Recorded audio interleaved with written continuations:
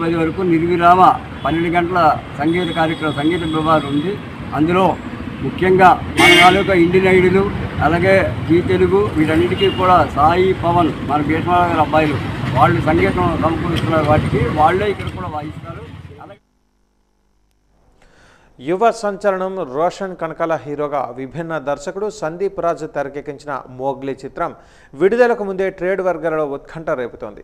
December 12వ తేదీన విడుదల కానున్న ఈ సినిమా ప్రమోషన్లలో భాగంగా చిత్ర యూనిట్ ఈరోజు విశాఖపట్నంలోని ఎన్ఎస్ఆర్ ఐటీ కళాశాలలో చిత్ర ప్రమోషన్ ఏర్పాటు చేసింది. పీపుల్ మీడియా ఫ్యాక్టరీ నిర్మించిన ఈ చిత్రంలో ప్రేమలోని నూతన కోణాన్ని చూపిస్తున్నట్టుగా యూనిట్ తెలిపింది. హీరో రోషన్ కనకాల మాట్లాడుతూ, మా మోగ్లీ సినిమా ఒక యూనిక్ ఫిల్మ్ అని అన్నారు. ఒక సాధారణ యువకుడిగా నేను నా పాత్ర కోసం చాలా పరిశోధన చేశాను. ఈ కథ ప్రేక్షకులకు వారి మొదటి ప్రేమ జ్ఞాపకాలను తీసుకొని వస్తుందని అన్నారు. కథ చాలా డిఫరెంట్గా ఉంటుందన్నారు. ఒక కొత్త ప్రేమ కథని అందరూ చూడబోతున్నారని అన్నారు. విశాఖపట్నం, పాడేరు, పార్వతీపురం దీని చుట్టూ ఉన్న ఏరియాలోనే ఎక్కువగా షూటింగ్ జరిగిందని అన్నారు. ఈ సినిమాలలో హర్ష కామెడీ, కాలభైరవ మ్యూజిక్ హైలైట్గా నిలుస్తాయని తెలిపారు. ఈ కార్యక్రమంలో హీరో రోషన్ కనకాల, హీరోయిన్ సాక్షి, కమెడియన్ హర్ష చెముడు తదితరులు పాల్గొన్నారు.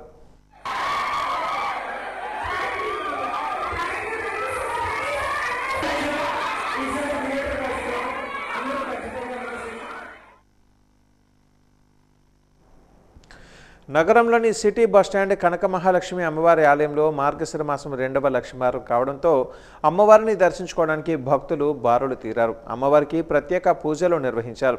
క్షీరాభిషేకం నిర్వహించారు. పుణ్యాహ వచనం, గణపతి పూజ కార్యక్రమాలు ఘనంగా నిర్వహించడం జరిగిందని ఆలయ ధర్మకర్త, ఆలయ పూజారి గాయత్రి శర్మ తెలిపారు. మార్గశిర మాసంలో అమ్మవారికి ప్రతి లక్షవారం పూజలు చేయడం జరుగుతుందన్నారు.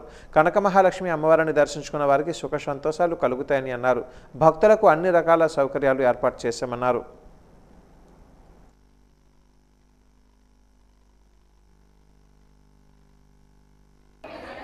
ఈ లక్ష్మీవారం కూడా చాలా విశేషమైనటువంటిది. ఎందుకంటే పౌర్ణమి, లక్ష్మీవారం, అందులో మార్గశిర మాసం కూడా కలిశాయి కనుక చాలా విశేషమైనటువంటి ఫలితం వస్తుంది. అమ్మవారిని ఒకసారి దర్శించుకున్నా, అమ్మవారిని తలుచుకున్నా కూడా చాలా విశేషమైన ఫలితం అదే ఉంటుంది. కావున భక్తులందరూ కూడా మన యొక్క మార్గశిర మాస ఉత్సవాల సందర్భంగా 2వ లక్ష్మీవారం నాడు చాలా భక్తులందరూ కూడా రావడం జరిగింది. అలాగే ఈ యొక్క లక్ష్మీవారం యొక్క ఉదయాన్నే కార్యక్రమాలు, అమ్మవారికి విశేషంగా విఘ్నేశ్వర పూజ, పుణ్యాహవాచనం, అలాగే స్వామివారికి, అమ్మవారికి ప్రత్యేక అభిషేకాలు జరిగాయి. పాలు, పెరుగు, తేనె, నెయ్యి, పంచదార, అలాగే సుగంధ ద్రవ్యాలతోని అమ్మవారికి పసుపు, కుంకుమ, గంధం, విభూది, అలాగే సెంటు, లవండరు, రోజు వాటరు, అలాగే జాజిపత్రి, జాజికాయ, తర్వాత వీటన్నిటితో కూడా అమ్మవారికి విశేషంగా చాలా చక్కగా అభిషేకాలు జరిగాయి. అలాగే ఎవరైనా ఈ యొక్క అభిషేకం చేయించుకోవాలి అనేటువంటి వాళ్ళు కూడా ముందుకుండా మాకు వచ్చి చెప్తే వారికి ఏ విధంగా రావాలి, ఎలా చేయాలి అనేటువంటిది కూడా చెప్తాము. మన కనకమహాలక్ష్మి అమ్మవారు చాలా శక్తి అయినటువంటిది అమ్మవారు. కనకమహాలక్ష్మి అమ్మవారికి పసుపు కొమ్ములతో పూజ, అలాగే అమ్మవారిని 2 చేతులతో పట్టుకొని మనం ఏ కోరిక కోరుకుంటే ఆ కోరిక నెరవేరుస్తుందని చెప్పేసి భక్తులందరూ కూడా చాలా గాఢమైనటువంటి నమ్మకం. అలాగే 5వ లక్ష్మీవారం నాడు అమ్మవారికి 20వ తారీఖు 5వ లక్ష్మీవారం అమ్మవారికి కుంభాభిషేకం స్త్రీల చేత అన్నంతో పూజ చేయబడుతుంది. ఆ యొక్క పూజా కార్యక్రమాలు అన్నీ కూడా స్త్రీల చేత చేయించి ఈ యొక్క నెలలు పూజ చేసినటువంటి పసుపు, కుంకుమ, గాజులు ఇవ్వడం కూడా జరుగుతుంది. ఈ యొక్క పూజలో పాల్గొనేటువంటి ప్రతి భక్తులు కూడా ముందుగుండా గోత్రనామాలు రాయించుకొని అమ్మవారి కృపకు పాత్రలు కాగలరు. అలాగే అమ్మవారి పూజ చేయించుకొని తరించవలసిందిగా కోరుకుంటున్నారు. రాష్ట్ర ఉప ముఖ్యమంత్రి, పంచాయతీరాజ్ శాఖ మంత్రి పవన్ కళ్యాణ్ రాష్ట్ర వ్యాప్తంగా 77 డివిజనల్ అభివృద్ధి అధికారుల కార్యాలయాలను చిత్తూరు నుంచి వర్చువల్గా ప్రారంభించారు. ఈ సందర్భంగా ఆయన మాట్లాడుతూ, వాస్తవానికి ఈ కార్యాలయాలు ఈ నెల 1వ తేదీ నుంచి పనిచేయడం ప్రారంభించాయని తెలిపారు. స్థానిక పాలనను బలోపేతం చేయడంలో, పాలనలో పారదర్శకతను తీసుకుని రావడమే ఈ కార్యాలయాల ఏర్పాటు ముఖ్య ఉద్దేశమని తెలిపారు. పంచాయతీరాజ్ సంస్కరణలో భాగంగా ఈ కార్యాలయాల ఏర్పాటు జరిగినట్లుగా తెలిపారు. డివిజన్ స్థాయిలో ఈ కార్యాలయాలు మినీ కలెక్టరేట్గా ప్రజలకు సేవలు అందిస్తాయని చెప్పారు. వీటి సేవలను ప్రజలు సద్వినియోగం చేసుకోవాలని కోరారు.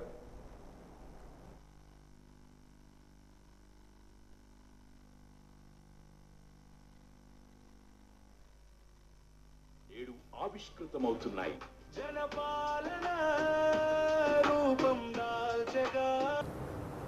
నేను పంచాయతీరాజ్ శాఖ చేపట్టిన తర్వాత it's instrumental back bone of the entire state administration. 70% మనది గ్రామాలతో ఉన్న రాష్ట్రం మనది. అందుకే దీనికి మేము ఎంత బెస్ట్ చేయగలం, ఎంత బాగా చేయగలం దాని మీదే మనసు ఉండింది. సో దాంట్లో భాగంగా చాలా సంస్కరణలు కానీ గతంలో ఏం జరిగినాయి, గతంలో అంటే గత 15-20 సంవత్సరాలకు ఏం జరిగినాయి, అలాగే ప్రత్యేకించి లాస్ట్ 5 ఇయర్స్లో ఏం జరిగినాయి అనేది నేను రాగానే దాన్ని చాలా ఈ రివ్యూ మీటింగ్స్లో మాట్లాడటం జరిగింది. దాంట్లో భాగంగా ప్రత్యేకించి ఇలాంటి ఒక అడ్మినిస్ట్రేటివ్ బిల్డింగ్ కావాలి. దాదాపు 10 నుంచి 12 సేవలు విభిన్నమైన ఆఫీసుల్లో ఉంటుంది. దీనికి ఏదైనా చేయాలి, దీనికి అన్నింటినీ కలిపి ఒక అంబ్రెలా కింద పట్టుకురావాలనేది ఫస్ట్ మంత్లో వచ్చింది నా దృష్టికి. ఆ రోజు నుంచి పేషీ అధికారులందరితో కూర్చొని మాట్లాడి, ప్రిన్సిపల్ సెక్రటరీ గారితో మాట్లాడి, కమిషనర్ గారితో మాట్లాడి ప్రతిసారి దాన్ని చాలాసార్లు రివ్యూ చేస్తూ ఇక్కడ దాకా పట్టుకొచ్చాం. సో దీంట్లో భాగంగా ఈ 77 ఈ ఆఫీసెస్ ప్రారంభించడం నిజంగా చాలా ఆనందంగా అనిపించింది.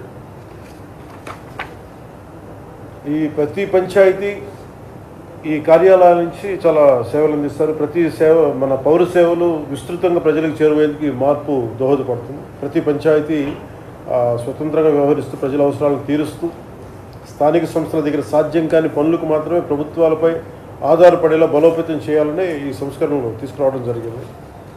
ఈరోజు మనం ప్రారంభించిన డివిజనల్ డెవలప్మెంట్ ఆఫీసుల ద్వారా క్షేత్రస్థాయిలో ప్రభుత్వ అభివృద్ధి సంక్షేమ కార్యక్రమాలను సమీకృతం చేస్తూ నిరంతరంగా రెగ్యులర్ పర్యవేక్షించడం కూడా చాలా తేలిక, చాలా సులభం అవుతుంది. కింద స్థాయిలో జరిగే అభివృద్ధిని ఎప్పటికప్పుడు తెలుసుకునే వీలుంటుంది. అలాగే ప్రభుత్వం ఆదేశాలను వెంటనే క్షేత్రస్థాయిలో అమలు చేసేందుకు, ఫలితాలు సాధించేందుకు ఈ కార్యాలయాలు చాలా ఉపయోగపడతాయి. అలాగే నేను ప్రత్యేకించి దృష్టికి వచ్చింది అంటే ప్రమోషన్స్ గురించి నా దృష్టికి వచ్చింది. ఒకటి, పంచాయతీరాజ్ గ్రామీణాభివృద్ధి శాఖలో పనిచేసే అధికారుల పదోన్నతులకు ప్రమోషన్స్కి సంబంధించి చాలా సమస్యలు ఉన్నాయి. ఇదివరకు వీడిఓగా పబ్లిక్ సర్వీస్ కమిషన్ ద్వారా నియమితులైన వాళ్ళు వీడిఓగానే రిటైర్ అయిన సందర్భాలు చాలా కోకొల్లలుగా ఉన్నాయి. అలాగే గ్రూప్ 1 ద్వారా ఎంపీడీఓగా నియమితులై వారు 22 ఏళ్ల వరకైనా కానీ వచ్చిన ప్రమోషన్ ఇవ్వడం లేకుండా ఉండేది. సో సీనియారిటీ విషయాల్లో కోర్టు కేసులు ఉండి ఎలాంటి ప్రమోషన్ లేక నోచుకునే అధికారంలో చాలా ఒక నిర్లిప్తత ఉండేది. దీన్ని పోగొట్టుకోవడానికి అనేక పరిపాలనా సంస్కరణలు పట్టుకొచ్చాం. తద్వారా మనం ఈ నిర్ణయం తీసుకోవడం దాదాపు 10,000 మందికి ప్రమోషన్స్ ఇవ్వడం జరిగింది. విజయనగరం రూరల్ పోలీస్ స్టేషన్ పరిధిలోని కిడ్నాప్ కేసులో 4 ముద్దాయిలను అరెస్టు చేసినట్లుగా రూరల్ సిఐ లక్ష్మణరావు తెలిపారు. ఫిర్యాదుదారుడు మహేష్ కుమార్ యాదవ్ కోస్ట్ గార్డులో పనిచేస్తున్నాడని, నవంబర్ 23వ తేదీ మధ్యాహ్నం మహేష్ కుమార్ అతని స్నేహితుడు రామకృష్ణ స్కూటీ మీద డెంకాడ నుంచి రామనారాయణ వెళ్తుండగా మార్గమధ్యంలో పడాలపేట వెళ్లే మార్గంలో ఒక కారు మీద తనను బలవంతంగా ఎక్కించుకున్నారని చెప్పారు. ఫిర్యాదుదారుడిని చిత్రహింసలు పెట్టి 20 లక్షల రూపాయలు ముద్దాయిలు డిమాండ్ చేశారని అన్నారు. ఈ నెల 3వ తేదీ మధ్యాహ్నం 3 గంటలకు చెల్లూరు బైపాస్ రోడ్డు దగ్గర ముద్దాయిలను పట్టుకోవడం జరిగిందని అన్నారు. ఈ కేసులో మొత్తం 8 మంది ఉండగా వారిలో 4గురిని అరెస్టు చేశామని తెలిపారు. మిగతా 4గురిని కూడా త్వరలో పట్టుకుంటామని అన్నారు.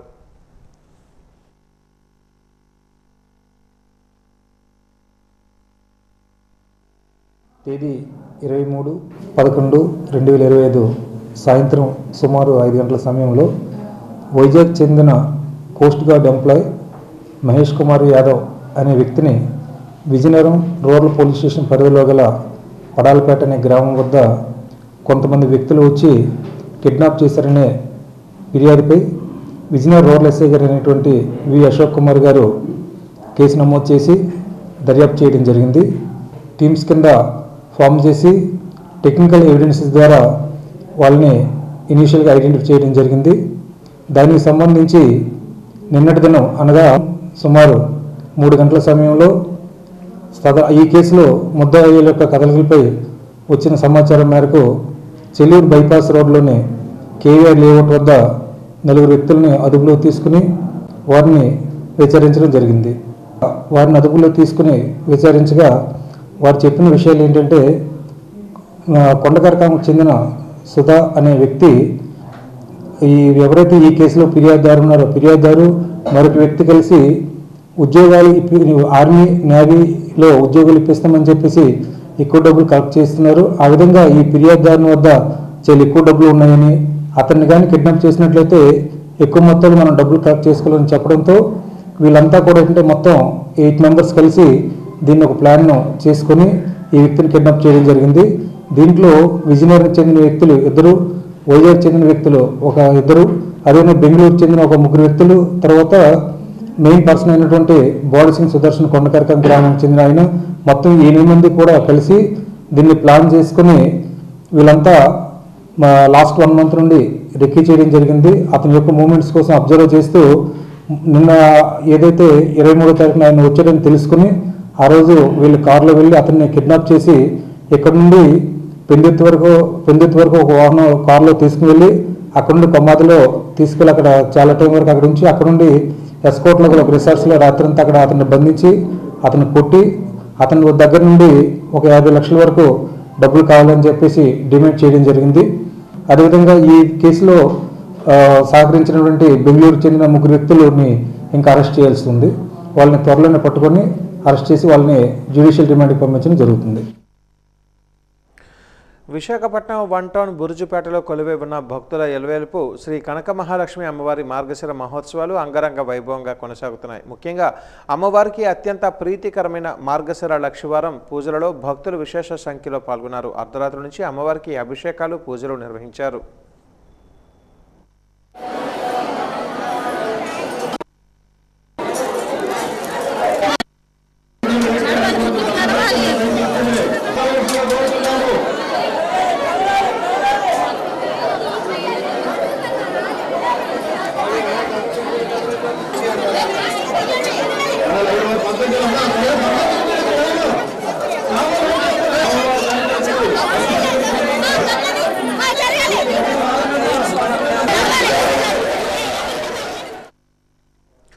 ప్రభుత్వ వైద్య కళాశాలలను ప్రైవేటీకరణ చేయడం వలన పేద విద్యార్థులకు వైద్య విద్య దూరం అవుతుందని విజయనగరం నగరపాలక సంస్థ మేయర్ వెంపడపు విజయలక్ష్మి అన్నారు.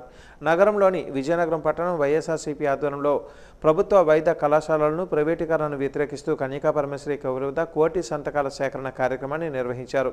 ఈ సందర్భంగా ఆమె మాట్లాడుతూ వైసీపీ ప్రభుత్వంలో ప్రభుత్వ వైద్య కళాశాలలు నిర్మించామని అన్నారు. ప్రైవేటీకరణను అడ్డుకుంటామని అన్నారు. యువత, ప్రజలు స్వచ్ఛందంగా వచ్చి ప్రభుత్వ వైద్య కళాశాలలకు మద్దతుగా ప్రైవేటీకరణకు వ్యతిరేకంగా సంతకాలు చేస్తున్నారని చెప్పారు. ఈ కార్యక్రమంలో వైసీపీ నగర అధ్యక్షులు ఆశపు వేణు, కార్పొరేటర్లు, ఇతర వైసీపీ నాయకులు పాల్గొన్నారు.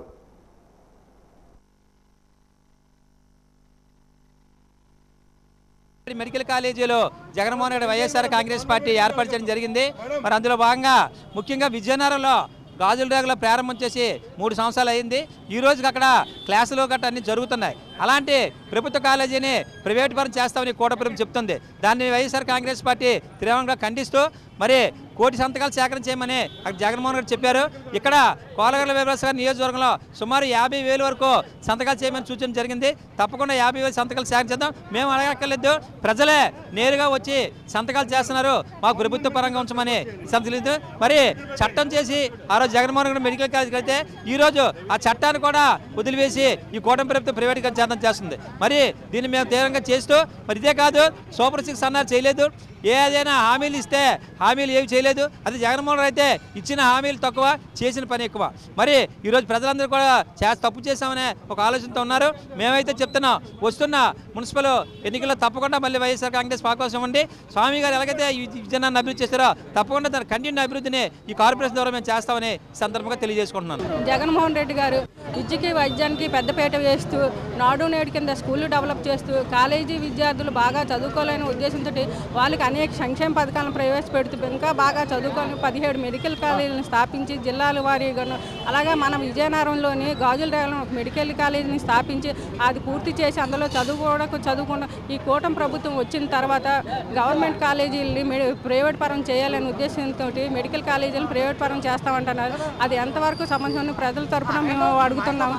ఎందుకంటే ప్రైవేట్ పరం చేస్తే ఎక్కువ ఫీజులు కట్టి పేద ప్రజలు చదువుకోలేరనే ఉద్దేశంతో గవర్నమెంట్ ఈ మెడికల్ కాలేజీలని నడపాలని మేము కోర్టు సంతకాలను సేకరణ చేస్తూ విజయనగరం జిల్లాకి 50,000 సంతకాలు చేయమని ఆదేశాలు ఇచ్చారు. అలాగే ఆ ఆదేశాల మేరకు ఈ రోజు 50,000 పూర్తి చేయడం జరుగుతుంది. అలాగే పూర్తి చేసిన తర్వాత గవర్నర్కి అప్పగించడం జరుగుతుంది. అలాగే కోటి సంతకాల సేకరణ అయిపోయిన తర్వాత కూడా ఈ కూటమి ప్రభుత్వమే ప్రైవేటు కాలేజీలు నడపాలని ప్రజల తరఫున ప్రజల పక్షాన మేము అడుగుతున్నాం. కాబట్టి ప్రజలు కూడా అందరూ స్వచ్ఛందంగా వచ్చి ముందుకి సంతకాలు చేయడం జరుగుతుంది. ఎందుకంటే ఈ ప్రభుత్వం వచ్చిన తర్వాత అనే సూపర్ సిక్స్ అనే సంక్షేమ పథకాలు అమలు చేస్తున్నారు. ఏ ఒక్కటి కూడా పూర్తి చేయడం లేదు. అలాగే మళ్ళీ మన జగన్మోహన్ రెడ్డి గారు ప్రభుత్వం వస్తూనే బాగుంటుందని ప్రజలందరూ మళ్ళీ జగన్మోహన్ రెడ్డి గారిని కోరుకుంటున్నారు. కాబట్టి మళ్ళీ మన జగన్మోహన్ రెడ్డి గారే వస్తారు రాష్ట్ర ముఖ్యమంత్రిగా. మన అన్నయ్య డిప్యూటీ స్పీకర్ శ్రీ కోలగట్ల వీరభద్రస్వామి గారు విజయనగరం రావాలని మనస్ఫూర్తిగా కోరుకుంటున్నారు. కూటమి ప్రభుత్వ అభివృద్ధి సంక్షేమాన్ని చూసి వార్వలేకే వైసీపీ నేతలు ప్రభుత్వ పెద్దలపై పిల్లి శాపనార్థాలు పెడుతున్నారని యలమంచిలి ఎమ్మెల్యే సుందరపు విజయకుమార్ విమర్శించారు. ద్వారకానగర్ పౌర గ్రంథాలయంలో ఆయన మీడియా సమావేశంలో మాట్లాడారు. మాజీ మంత్రి పేర్ని నాని కూటమి ప్రభుత్వంపై దిగజారుడు వ్యాఖ్యలు చేసినా ప్రభుత్వ పెద్దలపై పిల్లి శాపనార్థాలు పెట్టినా ఒరిగేదేమీ లేదని మండిపడ్డారు. వైసీపీ అధినేత జగన్కు గానీ ఆ పార్టీ ఎమ్మెల్యేలకు గానీ నిజంగా రాష్ట్ర ప్రజల అభివృద్ధి సంక్షేమం పట్ల చిత్తశుద్ధి ఉంటే అసెంబ్లీ సమావేశాలకు హాజరు కావాలని సవాల్ విసిరారు. ప్రజలంతా గమనిస్తున్నారని ఇప్పటికైనా వైసీపీ నేతలు తీరు మార్చుకోవాలని, లేకుంటే వచ్చే ఎన్నికలలో పార్టీ జనాగ్రహానికి మట్టి కొట్టుకొని పోవడం ఖాయమని హెచ్చరించారు. మీరందరూ కూటమి ప్రభుత్వం వచ్చిన తర్వాత కేవలం అభివృద్ధి సంక్షేమం మీద మాత్రమే దృష్టి సారించి నిరంతరం ప్రతి ఒక్క ప్రజాప్రతినిధి, కూటమి నాయకత్వం, మంత్రులు, ఉప ముఖ్యమంత్రి గారు, ముఖ్యమంత్రి గారు, అధికారులు అందరం పనిచేస్తూ ఉంటే వైసీపీ వ్యక్తులు ఎప్పుడు మాట్లాడే విధంగానే మాట్లాడుతుంటే కొంచెం మరి నిన్న ప్రత్యేకంగా పేర్ని నాని గారు ఏం మాట్లాడతారో కూడా తెలియని పరిస్థితిలో ఎంతసేపు హెలికాప్టర్లు పడిపోవాలి, ఫ్లైట్లు పడిపోవాలి, ఇల్లులు పడిపోవాలి, ఉపద్రవాలు వచ్చేయాలి, తుఫాన్లు వచ్చి అన్నీ ఇదైపోవాలి. అరే మీ ప్రభుత్వం 19-24 మధ్యలో కూల్చివేతలు వాటికి మీరు ఆల్రెడీ మొదలుపెట్టి అలా 5 సంవత్సరాలు అది చేశారు. ఈరోజు ముఖ్యమంత్రి గారిది, ఉప ముఖ్యమంత్రి గారిది, లోకేష్ గారి ఫ్లైట్లు కానీ హెలికాప్టర్లు కానీ పడిపోవాలి అని అంటే ఏంటి మీ శాపనార్థాలు అని అడుగుతా ఉన్నాను. మీ శాపనార్థాలు ఏంటి? తట్టుకోలేకపోతున్నారా? అభివృద్ధిని, సంక్షేమాన్ని తట్టుకోలేకపోతున్నారా? ఈ రాష్ట్రాన్ని బాగు చేస్తుంటే మీరు తట్టుకోలేకపోతున్నారా? మా ప్రభుత్వం కక్ష సాధింపులు చెయ్యకూడదని ఎంతో గౌరవంగా మరి 24 తర్వాత ఏ ఒక్క మహిళని కూడా మేము కించపరచకుండా, ఎక్కడ కూడా మాట్లాడకుండా ఈ రాష్ట్రంలో ఉన్న మహిళలందరినీ కూడా ఇన్క్లూడింగ్ భారతి గారిని కూడా అందరికీ మేము గౌరవిస్తూ ఉంటే దీంట్లోనే ఆ పరిణామాల్లోనే పేర్ని నాని గారు మీ భార్య గారిని కూడా ఎక్కడ కూడా ఇబ్బంది పెట్టొద్దు, మహిళల్ని ఇబ్బంది పెట్టొద్దు, రాజకీయం ఉంటే రాజకీయం నాయకుడు చూసుకుంటాం అని సాక్షాత్తు ముఖ్యమంత్రి గారు చంద్రబాబు నాయుడు గారు చెప్పి ఒక మంచి వాతావరణాన్ని ఈ రాష్ట్రంలోని నెలకొల్పితే మరి మీరేం చేస్తున్నారు? పిల్లి శాపనార్థాల్లాగా శాపనార్థాలు పెడుతున్నారు. ప్రాథమిక సహకార సంఘాల ఉద్యోగుల సమస్యలను పరిష్కరించాలని కోరుతూ ఈ నెల 6వ తేదీ నుంచి జనవరి 5వ తేదీ వరకు నిరసన కార్యక్రమాలు నిర్వహించడం జరుగుతుందని ఏపీ PACS ఎంప్లాయీస్ అసోసియేషన్ గౌరవ అధ్యక్షులు కామేశ్వర్ అన్నారు. అమర్ భవన్లో ప్రాథమిక సహకార సంఘాల ఉద్యోగుల సమాఖ్య మీడియా సమావేశాన్ని నిర్వహించింది. జీవో నెంబర్ 36ని వెంటనే అమలుపరిచి ఉద్యోగస్తులందరికీ ప్రొసీడింగ్స్ ఇచ్చి DLSF ఏర్పాటుతో జీతభత్యాలు చెల్లించే విధంగా చర్యలు తీసుకోవాలని కోరారు. ఈ నెల 6వ తేదీన నల్ల బ్యాడ్జీలతో నిరసన తెలియజేసి విధులకు హాజరవుతున్నట్లుగా తెలిపారు. 8వ తేదీన రాష్ట్ర వ్యాప్తంగా అన్ని DCCB బ్రాంచ్ ఆఫీసుల వద్ద బ్రాంచ్ పరిధిలో గల సహకార సంఘాల ఉద్యోగులతో ధర్నా కార్యక్రమం ఉంటుందని తెలిపారు. జనవరి 5వ తేదీన విజయవాడ ధర్నా చౌక్ వద్ద రిలే నిరాహార దీక్షలు చేపట్టడం జరుగుతుందని చెప్పారు.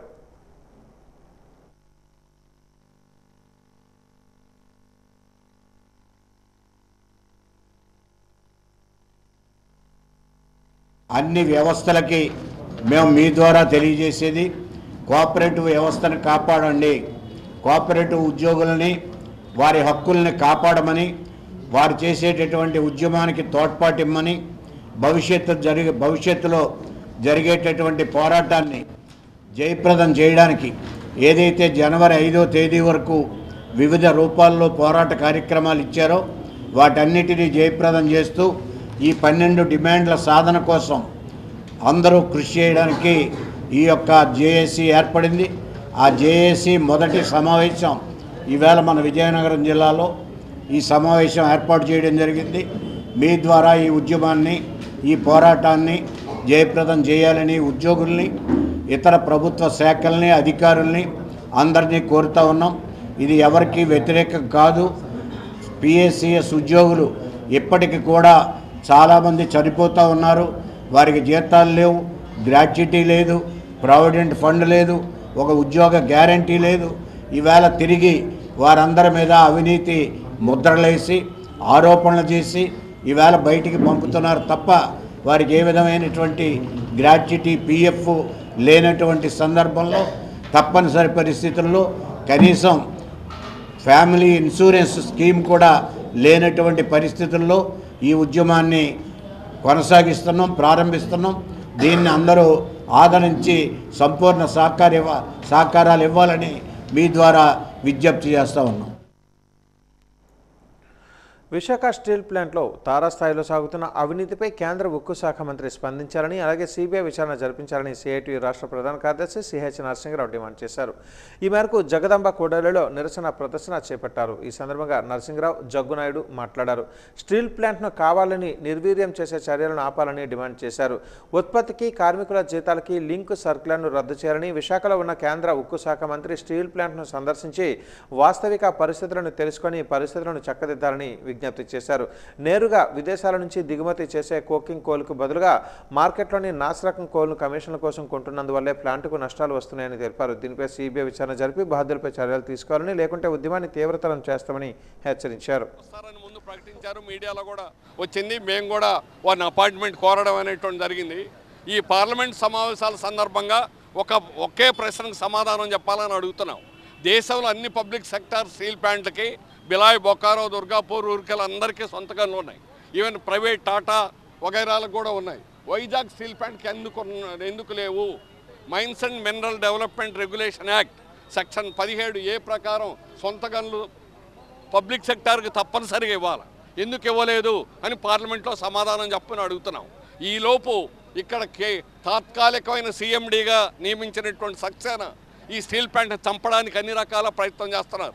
నాసి రకం కోల్ను వాడి ఈరోజు విశాఖ స్టీల్ ప్లాంట్కి ఉత్పత్తి అనేటువంటి 67% డ్రాస్టిక్గా పడిపోయింది. 110% బ్లాస్ట్ ఫర్నేస్లో తీసినటువంటిది ఈరోజు 67% ఎందుకు పడిపోయిందో సమాధానం చెప్పాలి. అలాగే జనవరి నుంచి జూన్ దాకా లాభాలు వచ్చాయి, 2 బ్లాస్ట్ ఫర్నేస్లు నడిచాయి. కానీ ఇప్పుడు 3 బ్లాస్ట్ ఫర్నేస్లు వచ్చిన తర్వాత జూలైలో 120 కోట్లు, ఆగస్టులో 153 కోట్లు ఎందుకు నష్టాలు వచ్చాయి సమాధానం చెప్పాలి. కావాలనే సక్సేనా తాత్కాలిక సీఎండీ ఈ స్టీల్ ప్లాంట్ నాశనం చేయాలని, దీని నాణ్యతను పూర్తిగా దెబ్బకొట్టి దీనికి ఉన్న ఏకైక పేరు విశాఖ స్టీల్ ప్లాంట్ క్వాలిటీలో నంబర్ 1, కానీ దీని పేరుని పూర్తిగా చెడగొట్టాలని ప్రయత్నం చేస్తున్నాడు. వైజాగ్ స్టీల్ ప్లాంట్కి, విశాఖ ఉక్కుకి దేశంలోనూ ప్రపంచంలోనూ క్వాలిటీ విషయంలో నెంబర్ 1 స్థానంలో ఉంది. అదే మార్కెట్లో కీలక పాత్ర పోషిస్తూ ఉంది. ఆ వైజాగ్ స్టీల్ ప్లాంట్ తాలూకా మార్కెట్ దెబ్బతీయడం కోసం ఈరోజు కేంద్ర ప్రభుత్వం పావులు కదిపింది. ఇక్కడ సీఎండీ సెక్షన్ పావుగా ఉపయోగిస్తూ ఉంది. నాసి రకం ముడి సరుకులు సరఫరా చేసి, నాసి రకం ఉత్పత్తులు చేసి, ఆ ఉత్పత్తులు మార్కెట్లోకి వెళ్ళిన తర్వాత తిరిగి పంపించేటట్టు ఏర్పాటు చేస్తున్నారు. దీని వెనక 100 కోట్ల రూపాయల కుంభకోణం ఉందని చెప్పినది స్పష్టంగా అర్థమవుతూ ఉంది. కాబట్టి ఈ కుంభకోణం వెనక ఇక్కడ సీఎండీ, అలాగే రాష్ట్రంలో ఉన్నటువంటి ప్రముఖులు, కేంద్రంలో ఉన్నటువంటి అధికార ప్రభుత్వ పాత్ర ఉందని చెప్పినది స్పష్టంగా మేము చెప్పదలుచుకున్నాం. వాజా న్యూస్లో కాసేపు విరామం.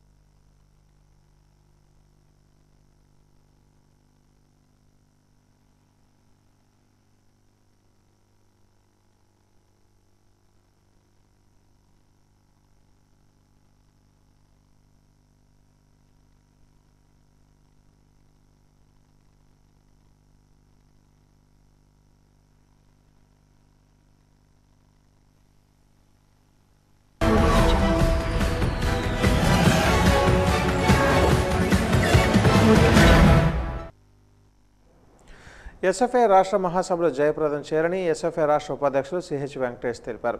భారత విద్యార్థి ఫెడరేషన్ ఎస్ఎఫ్ఐ జిల్లా కమిటీ ఆధ్వర్యంలో స్థానిక ఎల్బీజీ భవనంలో మీడియా సమావేశాన్ని నిర్వహించింది. ఈ సందర్భంగా వెంకటేష్ మాట్లాడుతూ ఈ నెల 12, 13, 14వ తేదీలలో తిరుపతిలో జరిగే రాష్ట్ర మహాసభలను జయప్రదం చేయాలని కోరుతూ విద్యారంగ సమస్యలపై ఇప్పటివరకు జరిగిన పోరాటాలను సమీక్షించుకొని భవిష్యత్తు కార్యాచరణ తీసుకోవడం జరుగుతుందన్నారు. జిల్లా కేంద్రంలో ఉన్న ప్రభుత్వ డిగ్రీ కళాశాలకు నేటికి సొంత భవనం లేకపోవడం, సంక్షేమ హాస్టల్లో ఉంటున్న విద్యార్థులకు ధరలకు అనుగుణంగా మెస్ ఛార్జీలు పెరగకపోవడం వలన విద్యార్థులు అనేక ఇబ్బందులు పడుతున్నారని అన్నారు. ఈ కార్యక్రమంలో ఎస్ఎఫ్ఐ జిల్లా కార్యదర్శి డి రాము, జిల్లా అధ్యక్షులు ఈ చిన్నబాబు, జిల్లా కన్వీనర్ శిరీష తదితరులు పాల్గొన్నారు.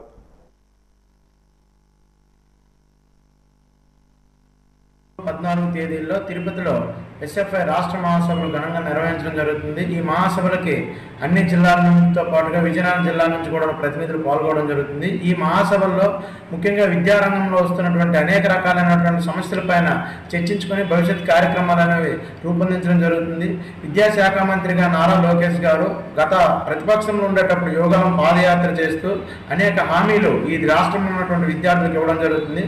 ముఖ్యంగా గత ప్రభుత్వం విద్యార్థులకు అన్యాయం చేసింది, మా ప్రభుత్వాన్ని గెలిపించండి, మేము అధికారంలోకి వస్తే ఎటువంటి బకాయిలు లేకుండా అందరికీ స్కాలర్షిప్లు ఇస్తామని చెప్పినటువంటి పెద్ద మనిషి ఈరోజు అధికారంలోకి వచ్చిన తర్వాత, అందులోనూ విద్యాశాఖ మంత్రి అయిన తర్వాత కోట్ల రూపాయలని బకాయి పెట్టింది.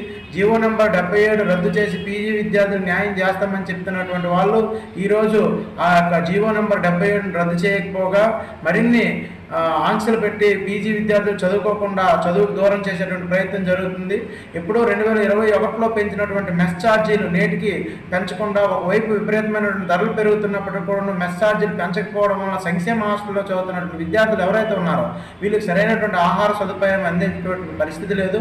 ఈరోజు విజయనగరం జిల్లాలో ఉన్నటువంటి ట్రైబల్ యూనివర్సిటీ పనులు ఎక్కడికక్కడ ఆగిపోయాయి. మెడికల్ కళాశాలల పనులు పీపీపీ మోడల్లో మేము డెవలప్ చేస్తామని చెప్తున్నప్పుడు కూడా ఆ పనులు కూడా ఎక్కడికక్కడ ఆగిపోయి, గత ప్రభుత్వం సీట్లు అమ్ముకుంటుందని చెప్పినటువంటి ఈ ప్రభుత్వం ఈరోజు అధికారంలోకి వచ్చిన తర్వాత ఏకంగా వైద్య విద్యా సంస్థలను మొత్తాన్ని కూడా ప్రైవేట్ పరం చేసేటువంటి ఆలోచన చేస్తూ ఉంది. ఈ రాష్ట్రంలో విద్యార్థి ఉద్యోగం దశాదిశలు మార్చే విధంగా ఈ యొక్క రాష్ట్ర మహాసభలు ఉంటాయని చెప్పి ఇంకోసారి హెచ్చరిస్తా ఉన్నాం.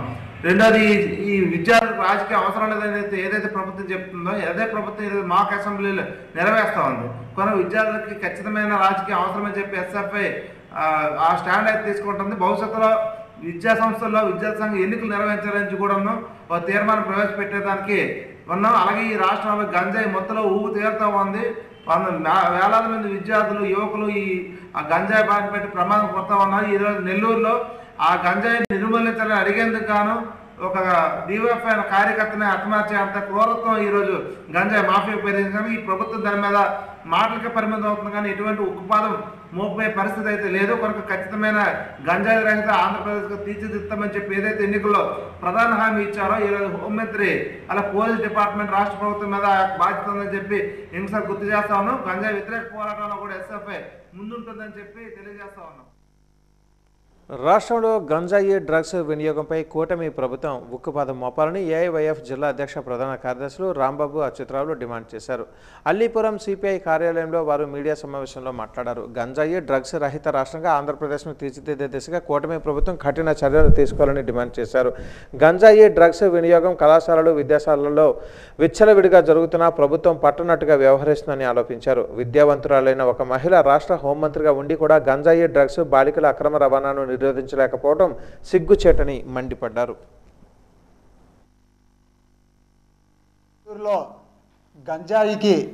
గంజాయి మాఫియాకి వ్యతిరేకంగా పోరాడిన పెంచలయ్య అనే యువ కళాకారుడు, కమ్యూనిస్టు పార్టీ నాయకుడు, అటువంటి పెంచలయ్యని హత్య చేయడాన్ని అఖిల భారత యువజన సమైక్య తీవ్రంగా ఖండిస్తుంది. ఈ హత్య వెనక ఉన్నటువంటి వారిని కఠినంగా శిక్షించాలని, అట్లాగే పెంచలయ్యని కుటుంబాన్ని రాష్ట్ర ప్రభుత్వం ఆదుకోవాలని అఖిల భారత యువజన సమైక్యగా మేము డిమాండ్ చేస్తున్నాం. నేడు రాష్ట్రంలో ఎక్కడ చూసినా సరే గంజాయి విచ్చలవిడిగా అటు మరి ఇంజనీరింగ్ కళాశాలలో కానీ విశ్వవిద్యాలయాల్లో కూడా విచ్చలవిడిగా దొరుకుతుంది. ఇది బహిరంగ రహస్యమే. మరి అధికారం చేపట్టిన వెంటనే ఆంధ్రప్రదేశ్ని గంజాయి రహిత రాష్ట్రానికి తీర్చిదిద్దుదామని మరి ప్రగల్భాలు పలికిన మరి ఈ రాష్ట్ర ప్రభుత్వం నేడు వరుస ఘటనలు జరుగుతున్నా సరే అటు గౌరవ ముఖ్యమంత్రి గారు కానీ డిప్యూటీ సీఎం పవన్ కళ్యాణ్ గారిని ఎందుకు స్పందించడాలని ఏవైపుగా సూటిగా మేము ప్రశ్నిస్తున్నాము. మనం చూస్తూ ఉన్నాం ఈ రాష్ట్రంలో ఈరోజు మాదక ద్రవ్యాల అనేది కిరాణా కొట్లలో దొరికిన మాదిరిగా ఎక్కడెక్కడ దొరుకుతూ ఉంది. ఒకవైపు రాష్ట్ర ప్రభుత్వం ఈగల్ టీం ఏర్పాటు చేసి ఎక్కడెక్కడ దాడులు కేసులు కడుతున్నా మరింతగా అనేక కొత్త కొత్త పద్ధతుల్లో కొత్త కొత్త దారుల్లో ఇది ఎక్కువగా ముందుకు పోతూ ఉంది. గత ప్రభుత్వం ఈ రాష్ట్రాన్ని గంజాయి రాష్ట్రంగా మార్చిందని దీనికి మేము అధికారంలో రాగానే కొన్ని రోజుల వ్యవధిలోనే ఖచ్చితంగా గంజాయి రహిత రాష్ట్రంగా మార్చి చెప్పిన ఇటువంటి డిప్యూటీ సీఎం పవన్ కళ్యాణ్ గారు అలాగే 40,000 మంది ఆడపిల్లలు ఈ రాష్ట్రం నుంచి లోపు మంది ఆడపిల్లల అక్రమ రవాణా జరిగింది వైసీపీ ప్రభుత్వంలో.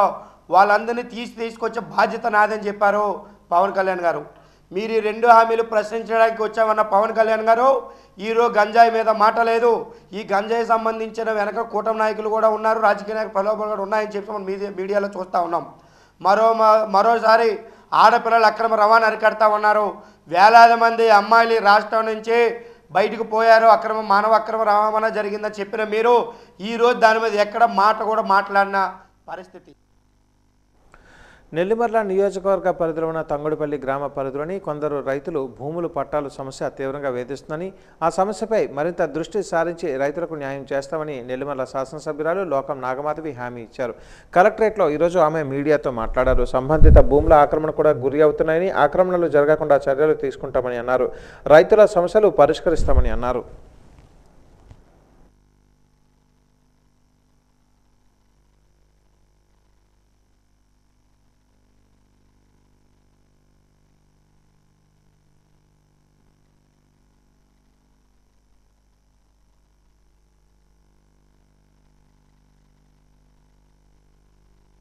నేను చిన్నప్పటి నుంచి అది చెరువుగానే ఉంది సార్.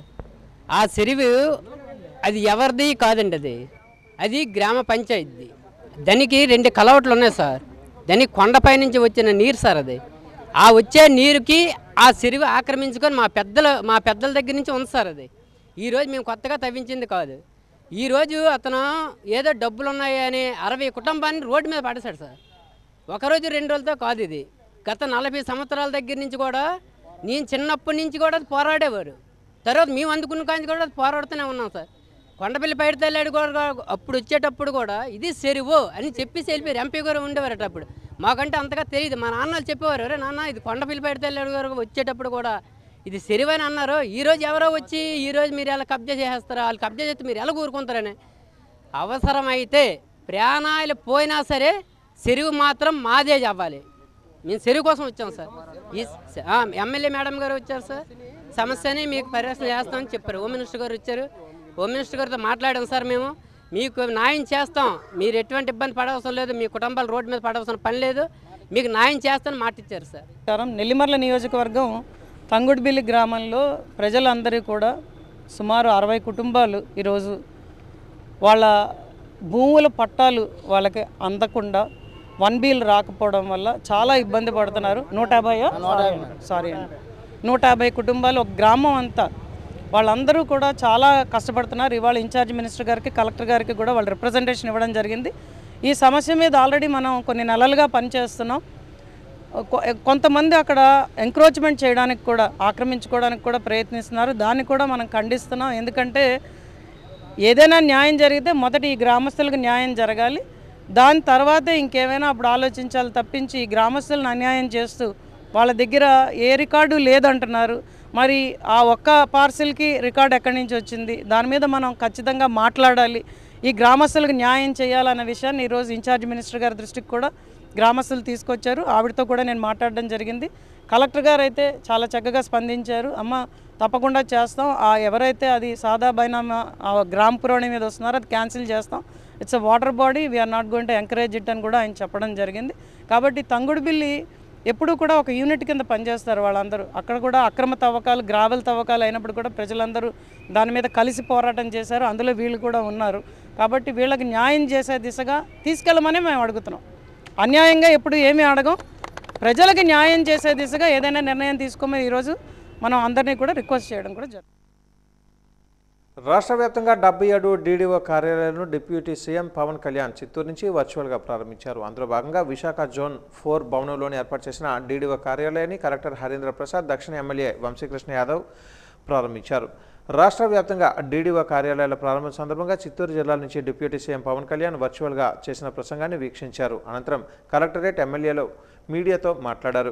పంచాయతీరాజ్ సంస్కరణలో భాగంగా ఈ కార్యాలయాలను ఏర్పాటు జరిగినట్టుగా తెలిపారు. డివిజన్ స్థాయిలో ఈ కార్యాలయాలు మినీ కలెక్టరేట్గా ప్రజలకు సేవలు అందించనున్నాయని చెప్పారు. డివిజన్ స్థాయిలో డివిజన్ పంచాయతీ కార్యాలయాలు, డుమా ఏపీడీ కార్యాలయాలు, పంచాయతీరాజ్ గ్రామీణాభివృద్ధి శాఖకు చెందిన కార్యాలయాలన్నింటినీ ఒకే చోట ఏర్పాటు చేసినట్టుగా తెలిపారు. డుమా ఏపీఈడీలు, డివిజనల్ పంచాయతీ అధికారులు డీడీఓ కార్యాలయాలలో విధులు నిర్వర్తిస్తారని చెప్పారు. ప్రజలు ఈ కార్యాలయాల సేవలను సద్వినియోగం చేసుకోవాలని కోరారు. రాష్ట్ర వ్యాప్తంగా 77 డివిజనల్ డెవలప్మెంట్ కార్యాలయంలో ఏర్పాటు చేయడం జరిగింది. దాంట్లో భాగంగా విశాఖపట్నం జిల్లాలో విశాఖపట్నం నగరంలో సూర్యాబాగ్ ప్రాంతంలో మనము విశాఖపట్నం డివిజన్కి చెందిన డీడీఓ కార్యాలయం ఏర్పాటు చేయడం జరిగింది. ఈ కార్యాలయాల ఏర్పాటు ద్వారా ఏ విధంగా పంచాయతీరాజ్ సంస్థ కింద స్థాయిలో నడుస్తుందో దాన్ని ఇంకా మెరుగుపరచడానికి అవకాశం ఉంటుంది.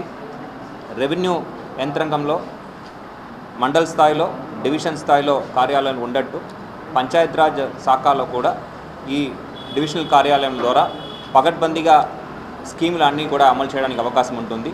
అంతేకాకుండా ఈ డివిజనల్ కార్యాలయంలో ప్రత్యేకంగా ఒక డివిజనల్ డెవలప్మెంట్ ఆఫీసర్ని నియమించడం జరిగింది. ఈ ఆఫీసర్స్ ద్వారా జిల్లాలో జరుగుతున్న ఎన్ఆర్ఈజిఎస్ పనులు కావచ్చు, వివిధ అభివృద్ధి పనులు కావచ్చు ప్రత్యేకంగా మానిటర్ చేయడానికి అవకాశం ఉంటుంది. విశాఖపట్నం డివిజన్తో పాటు భీమిలి డివిజన్లో కూడా ఒక కార్యాలయం ఏర్పాటు చేసుకోవడం జరిగింది. ఆ కార్యాలయానికి కూడా ఒక ప్రత్యేక డివిజనల్ డెవలప్మెంట్ అధికారి నియమించడం జరిగింది. దీని ద్వారా పంచాయతీరాజ్ మరియు రూరల్ డెవలప్మెంట్ పనులు అన్నీ కూడా వేగవంతంగా అదేవిధంగా ఒక పకడ్బందీగా జరిపే అవకాశం ఉంటుంది. కూటమి నాయకులందరూ కూడా పాల్గొని వాళ్ళ కార్యాలయాన్ని ప్రారంభించడం జరిగింది. వాళ్ళ రాష్ట్ర వ్యాప్తంగా ఉప ముఖ్యమంత్రి గారు గౌరవ శ్రీ పవన్ కళ్యాణ్ గారి ఆధ్వర్యంలో 77 డీడీఓ ఆఫీసులను ఇవాళ ప్రారంభించడం జరిగింది. ఆయనకి ప్రత్యేకంగా ధన్యవాదాలు తెలియజేస్తూ ఉన్నాం. ప్రజలకి అతి దగ్గర నుంచి పరిపాలన అందించడంతో పాటు ఇవాళ ఈ రాష్ట్రంలో పంచాయతీరాజులో పెను మార్పులు తీసుకొచ్చే చట్టంలో ఎంతోమంది పంచాయతీరాజు ఉద్యోగస్తులకి ఒక శుభవార్తగా సుమారు 10,000 మందిని ఇవాళ అద్భుతమైనటువంటి పరిస్థితి తీసుకెళ్ళి ఇవాళ ఒక పంచాయతీరాజ్ని ఒక అద్భుతమైన గతంలో ఎవరూ చేయని మంత్రులు చేయని విధంగా ఇవాళ చేసుకుంటూ వెళ్తున్నందుకు ప్రత్యేకంగా ధన్యవాదాలు తెలియజేస్తున్నాం. మాజీ ముఖ్యమంత్రి జగన్మోహన్ రెడ్డి ఆంధ్రప్రదేశ్లో 16 రోజులైన వరుసగా ఉన్నారని విజయనగరం జిల్లా ఇన్ఛార్జ్ మంత్రి, రాష్ట్ర హోంమంత్రి వంగల్పూడి అనిత ప్రశ్నించారు. జిల్లా సమీక్షా సమావేశం అనంతరం ఆమె మీడియాతో మాట్లాడారు. జగన్మోహన్ రెడ్డి కూటమి ప్రభుత్వంపై బురద జల్లే ప్రయత్నం చేస్తున్నారని ఆరోపించారు. అసెంబ్లీ సమావేశాలకు రాకుండా జగన్ ప్రజలలోకి వెళ్లకుండా మాయమాటలు చెబుతున్నారని విమర్శలు గుప్పించారు. అమిత్ షా మావోయిస్టులను అరెస్టు చేయడానికి తగిన ప్రణాళికలు సిద్ధం చేస్తున్నామని అన్నారు.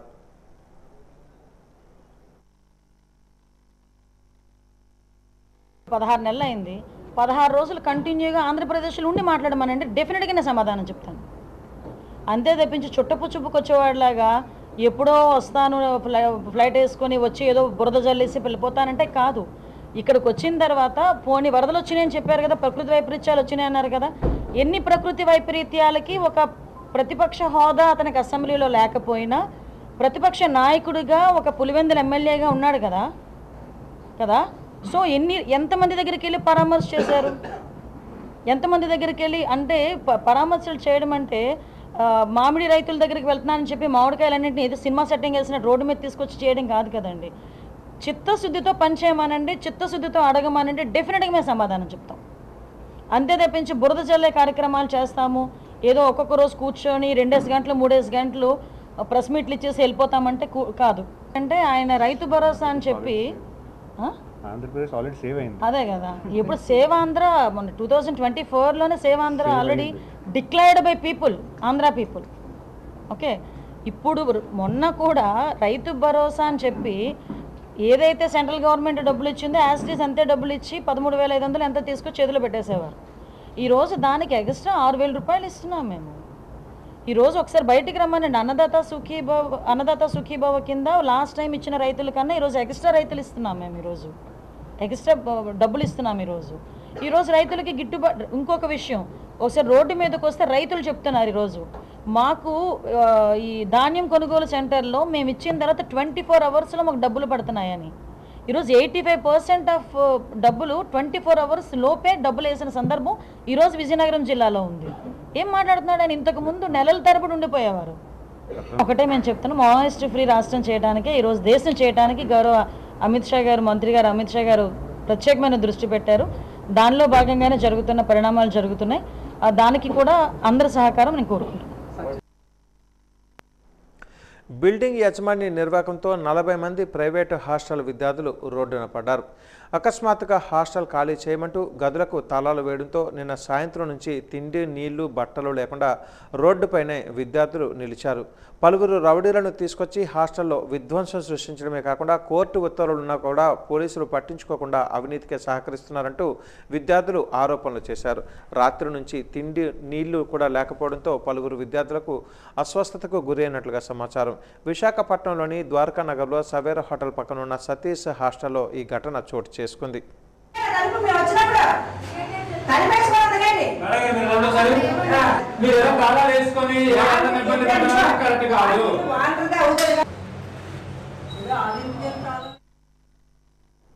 కేంద్ర రాష్ట్ర ప్రభుత్వాలు అందిస్తున్న గ్రామీణ పథకాలు ప్రజలకు అందించడానికి, అధికారుల నుంచి మెరుగైన సేవలు అందడానికి ప్రతి డివిజన్లో ఒక శాశ్వత కార్యాలయాలను ఏర్పాటు చేయడం జరుగుతుందని పార్వతీపురం ఎమ్మెల్యే బోనెల విజయచంద్ర అన్నారు. పార్వతీపురం మండలం నరసాపురం గ్రామంలో నూతనంగా నిర్మించిన డివిజనల్ అభివృద్ధి వారి కార్యాలయాన్ని ఎమ్మెల్యే ప్రారంభించారు. పార్వతీపురం మన్యం జిల్లా ఏర్పడిన తర్వాత గత ప్రభుత్వ హయాంలో అధికారులు కూర్చోవడానికి సరైన వసతులు కూడా లేవని, కూటమి ప్రభుత్వం వచ్చిన తర్వాత ప్రతి శాఖకు మౌలిక వసతులతో కూడిన భవన సదుపాయాలను ఏర్పాటు చేయడానికి రాష్ట్ర ముఖ్యమంత్రి నారా చంద్రబాబు నాయుడు, రాష్ట్ర ఉప ముఖ్యమంత్రి పవన్ కళ్యాణ్ ప్రత్యేక శ్రద్ధ తీసుకుంటున్నారని అన్నారు. ఇందులో భాగంగానే మన్యం జిల్లాలో ప్రతి డివిజన్కు ఒక ప్రభుత్వ సముదాయాన్ని ఏర్పాటు చేసి అందులో వివిధ శాఖలకు సంబంధించిన సేవలు అధికారులకు అందించడానికి శ్రీకారం చుట్టిందని అన్నారు.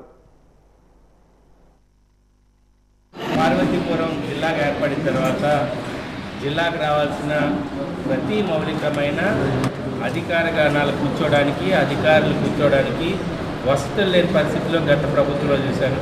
ప్రభుత్వం వచ్చిన వెంటనే ప్రతి అధికారికి జిల్లాకు కావాల్సిన కార్యాలయాలన్నీ కూడా మనం తయారు చేసుకోవడం జరుగుతుంది. అందులో మీరందరూ కూడా మాతో భాగస్వాములై ఉన్నారు. ఈరోజు రాష్ట్రం మొత్తం మీద 77 DDO ఆఫీసుల్ని ఓపెన్ చేయడం జరుగుతుంది. అయితే చిత్తూరు నుంచి గౌరవ ముఖ్యమంత్రి గారు, ఇక్కడి నుంచి మనం అలాగే ప్రతి డివిజనల్ ఆఫీసులోని కూడా కార్యాలయాలు. ఈ కార్యాలయం గొప్పతనం ఏంటంటే కేంద్ర ప్రభుత్వం, రాష్ట్ర ప్రభుత్వం పథకాలన్నింటినీ కూడా ఎవరెవరైతే ఏ పథకాలు అనుసంధానం చేయడానికి ఒక సరళమైన వ్యవస్థ, అంటే ఒక ఈజీ ప్రాసెస్లో ప్రతి ఒక్కరికి కావాల్సిన పథకాలను అందించడానికి ఈ ఆఫీస్ అనేది చాలా ఉపయోగపడుతుంది. ప్రభుత్వం ఇస్తున్న ప్రతి పథకాలని కూడా సరళమైన విధిలో ప్రజలందరికీ అందుబాటులో తీసుకురావడానికి ఒకే రూఫ్ టాప్లో అన్నమాట. అన్ని టెస్టులు పూర్తయ్యాకే నెయ్యి సరఫరా జరుగుతుందని మాజీ సీఎం జగన్మోహన్ రెడ్డి తెలిపారు. తమ హయాంలో 18 సార్లు, 2014-19లో చంద్రబాబు హయాంలో 15 సార్లు నెయ్యి ట్యాంకర్లను వెనక్కి పంపించామని గుర్తు చేశారు. తిరుమల లడ్డు కల్తీ జరిగిందని చంద్రబాబు మాత్రమే దుష్ప్రచారం చేశారని ఆరోపించారు. దేవుడంటే భక్తి, భయం లేని చంద్రబాబు లడ్డూలో కల్తీ జరిగిందని మాట్లాడటం విడ్డూరమని విమర్శించారు. కల్తీ నెయ్యి ఆరోపణలు ఉన్న ట్యాంకర్లు ప్రసాదం పోర్టులోకి వెళ్లి ఉంటే ఆధారాలు చూపించాలని జగన్ డిమాండ్ చేశారు.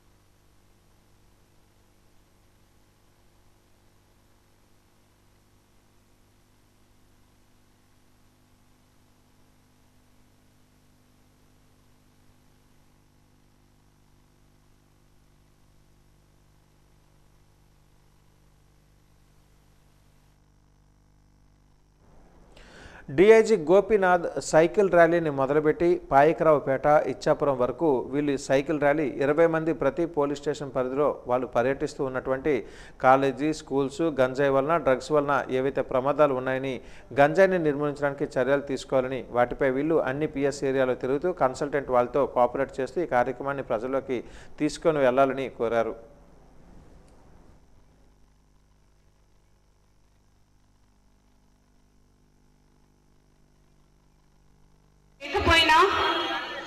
Gopinath Reddy IPS sir and Damodar IPS sir మన డిస్ట్రిక్ట్ ఎస్పీ సార్ ఆధ్వర్యంలో జరిగే ఈ ప్రోగ్రాంలో మనం భాగంగా ఉండి ఒక హిస్టరీ క్రియేట్ చేస్తున్నామని మనకి ఈరోజు అర్థం కాదు నిజంగా. బికాస్ దిస్ సైకిల్ అభ్యుదయం ర్యాలీ ఈ రోజుకి మోర్ దెన్ 600 కిలోమీటర్స్ కంప్లీట్ చేశారు.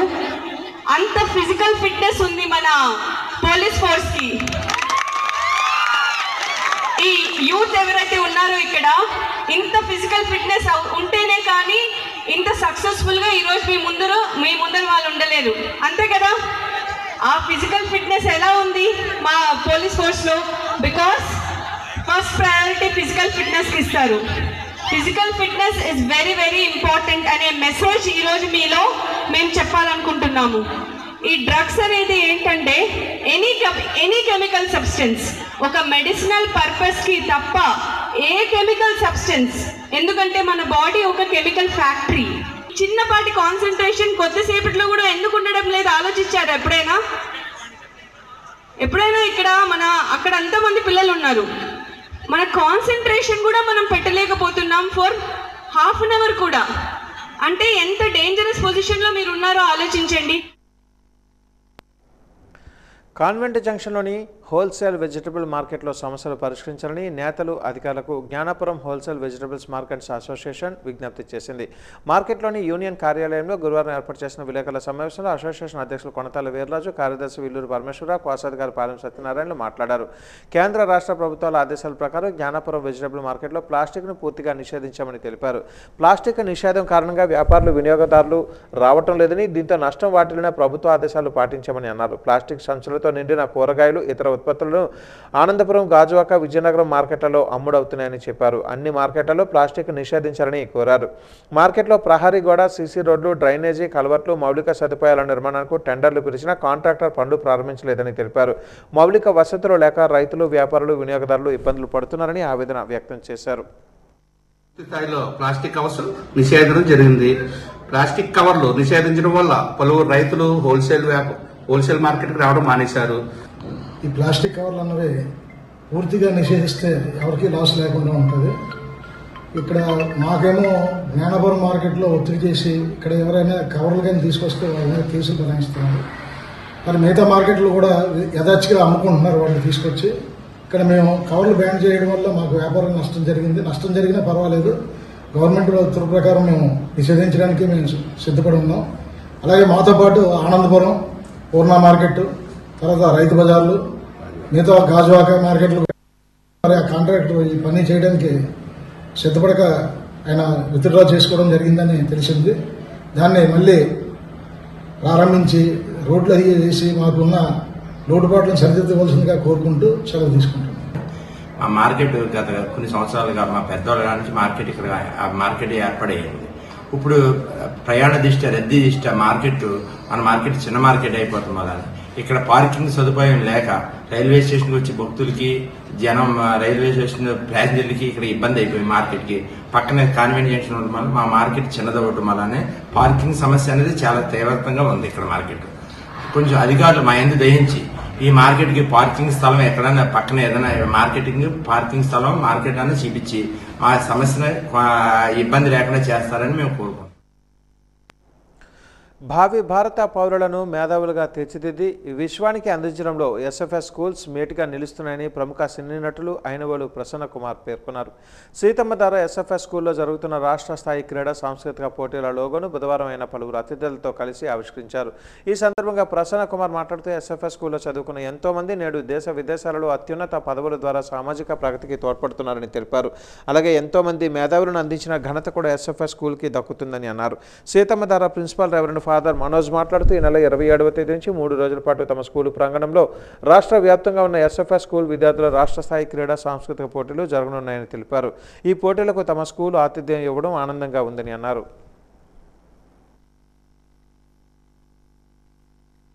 Having a program called MSFS Sports Meet, which means all the MSFS branches from Andhra and Telangana schools will be coming to participate in the sports meet.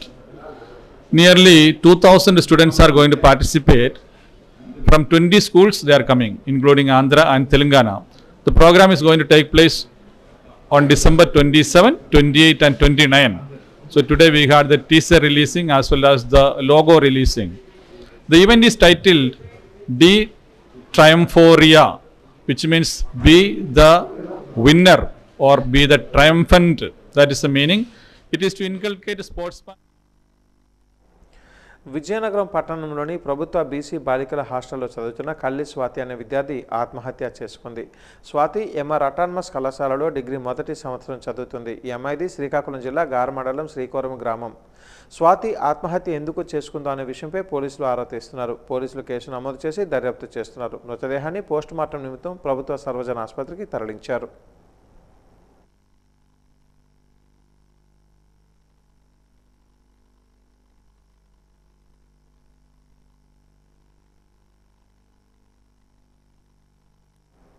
కళాశాల పూర్వ విద్యార్థి ఘంటసాల వెంకటేశ్వర 103వ జయంతి సందర్భంగా మహారాజా ప్రభుత్వ సంగీత కళాశాల నృత్య కళాశాల ఆవరణలో ఘంటసాల విగ్రహానికి పూలమాలలు వేసి ఘన నివాళులు అర్పించారు. విద్యార్థులతో ఘంటసాల ఆలపించిన పాటలను పాడించారు. ఈ కార్యక్రమంలో అధ్యాపకులు, కార్యాలయ సిబ్బంది, విద్యార్థులు పాల్గొన్నారు. ఈ సందర్భంగా కళాశాల సిబ్బంది మాట్లాడుతూ ఘంటసాల సమాజానికి ఆదర్శప్రాయులని కొనియాడారు. ఘంటసాల అడుగుజాడలలో ప్రతి ఒక్కరూ నడవాలని అన్నారు. ఘంటసాలను స్మరించుకోవాల్సిన అవసరం ఎంతైనా ఉందని అన్నారు.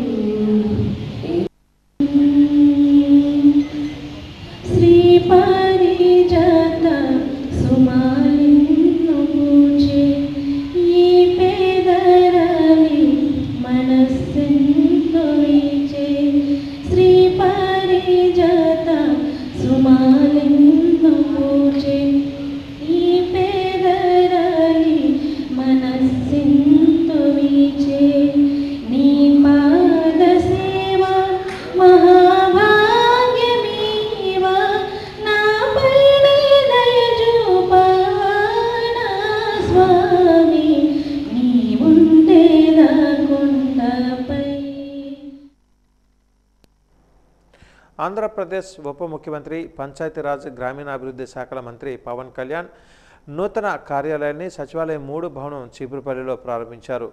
ఈ కార్యాలయం ప్రారంభంలో చీపురుపల్లి డివిజన్ పరిధిలోని ప్రజలకు అభివృద్ధి పరిపాలనా సేవలు మరింత చేరువ కానున్నాయి. ఈ ప్రత్యేక కార్యక్రమానికి హాజరైన Kimidi Ram Mallik, divisional development officer హేమసుందర్తో పాటు ఇతర అధికారులు సమావేశమయ్యారు.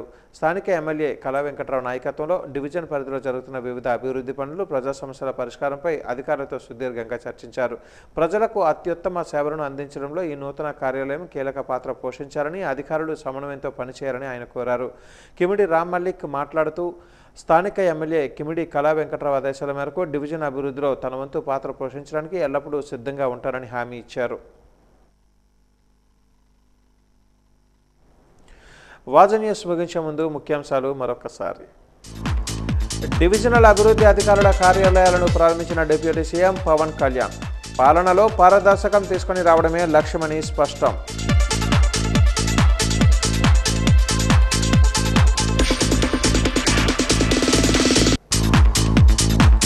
తిరుమల లడ్డు కల్తీ జరిగిందని చంద్రబాబు దుష్ప్రచారం చేస్తున్నారు. చంద్రబాబుపై విమర్శలు గుప్పించిన మాజీ ముఖ్యమంత్రి వైఎస్ జగన్.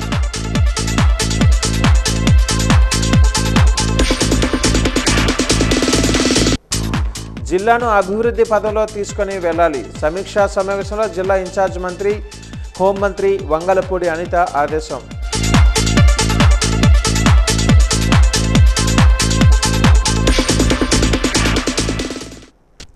వాజ న్యూస్ ఇంతటితో సమాప్తం. నమస్కారం.